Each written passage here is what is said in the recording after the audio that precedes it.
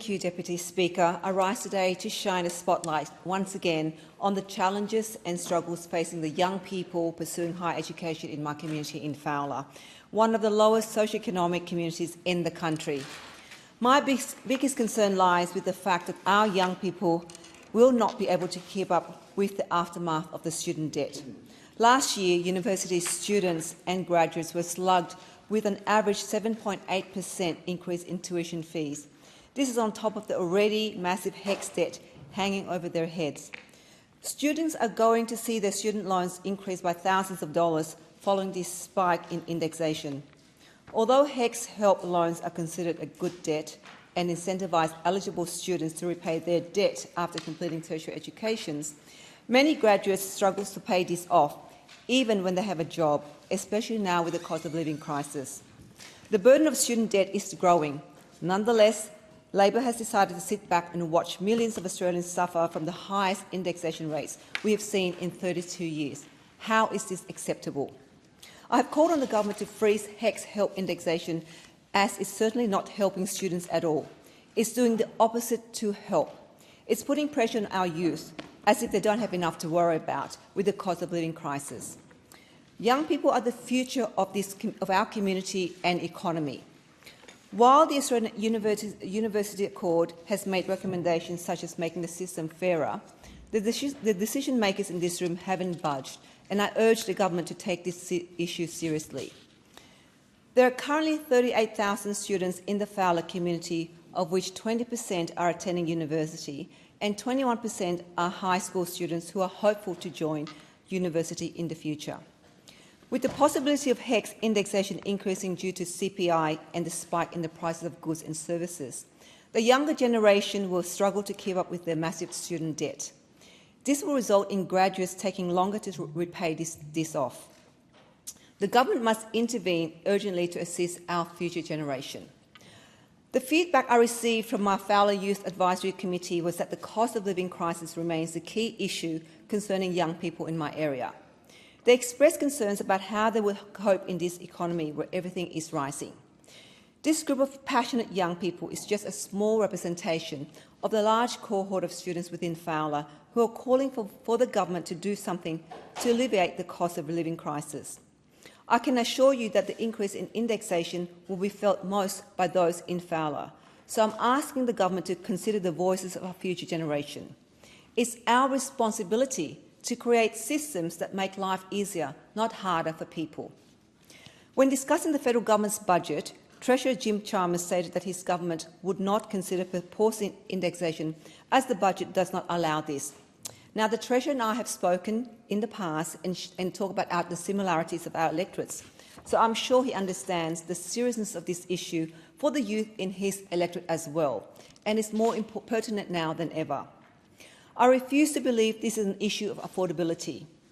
When examining this year's budget, the government has committed $368 billion to war machines and $251 billion to give back tax cuts to billionaires. Has our government got their spending priorities wrong? How are we to be a clever country if we don't invest in our young people and ensuring that they get access to the best and affordable education? I think it's fair to say that the government doesn't care about the future of our young people by their refusal to address this increasing mountain of debt our students are facing, just so that it can help balance the budget. Last year, the government generated $3.6 billion from just hecs help indexation alone. I think it is unprecedented for the government to be generating mass student repayments from indexation on top of drowning students with a steep increase in student fees. How do we encourage high school students to pursue higher education and plan for future careers with this rate of debt? I call on the government to reconsider the budget allocation and ensure students who are struggling and calling for help are looked after and heard. The Labor government, the so-called party of the working people, says the current indexation system is fair and working. Is it fair? Is it working? The reality of the current system can be summed up in two words: unfair and unsustainable. This is especially true for bright young people within low socioeconomic areas like my community. Therefore, it's imperative for the government to address concerns with how an increase in indexation is disproportionately impacting youth within these areas. It's my understanding that the students can avoid the increase of indexation if they're willing to pay off the HECS through voluntary payments. In May 2022, 33,543 voluntary student debts repayments were made when the incoming indexation rate was only 3.9%. We then saw a spike in voluntary payments the following year. 130,494 voluntary debt repayments were made when the incoming indexation rate was 7.1%. This exponential payment growth suggests that students had to rush to repay their debt to avoid the indexation rate. But this was for those who were able to pay upfront. What about all those who can't? And I can assure you, the majority of young people in Fowler can't and cannot afford to do it, especially also in Western Sydney. Many are struggling to juggle their studies along with part-time jobs and other commitments, with many having the responsibility to contribute to rent and water bills to help support their families in this cost of living crisis. As the representative of my Fowler community in Western Sydney, it's my duty to voice their concerns, struggles and stories regarding the current student debt crisis. I'd like to remind members in this House that the weekly income of individuals within Fowler is about $521 per week. It's expected that the median income for graduates will be lower. How do we expect young people to survive? The increase in indexation makes it harder for young graduates working entry-level jobs to make ends meet, pay bills and rent and put food on the table. What is our role in this House? Surely, as legislators, we legislate to make life easy for people to go to work, to earn a living, to set up a business, to study, to buy a home, to raise a family. We must look at opportunities to assist students and graduates to study, while also limit the impacts of the ever-increasing indexation. In doing so, we can ensure that students within low socioeconomic areas are not left behind. Any steps taken to alleviate the burdens imposed upon young people count. According to the Australian Institute, the HECS help indexation in the last year will leave people earning less than $62,000 with an increase in indexation bigger than the repayments.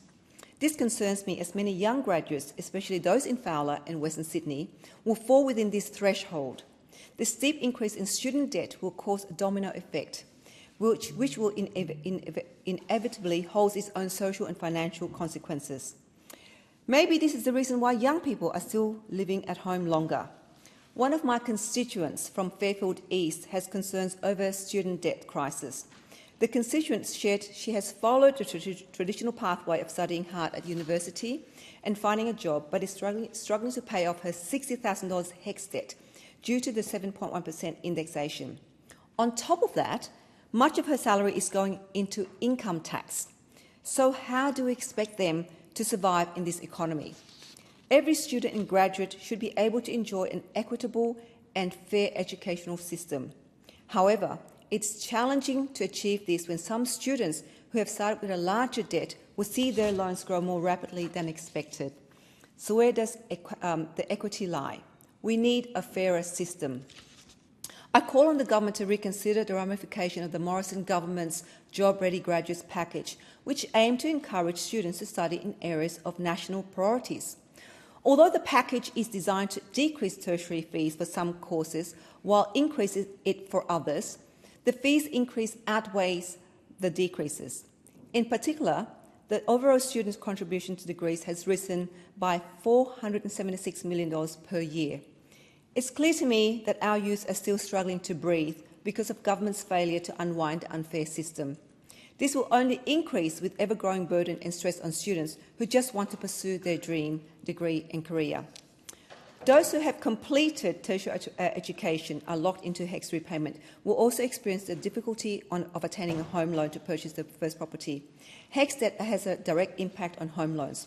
What will the government do to ensure that young people are not being locked out of the housing market unfairly? According to ABC News, more than 3 million Australians are struggling to secure loans such as mortgages due to debts, including HECS help debt.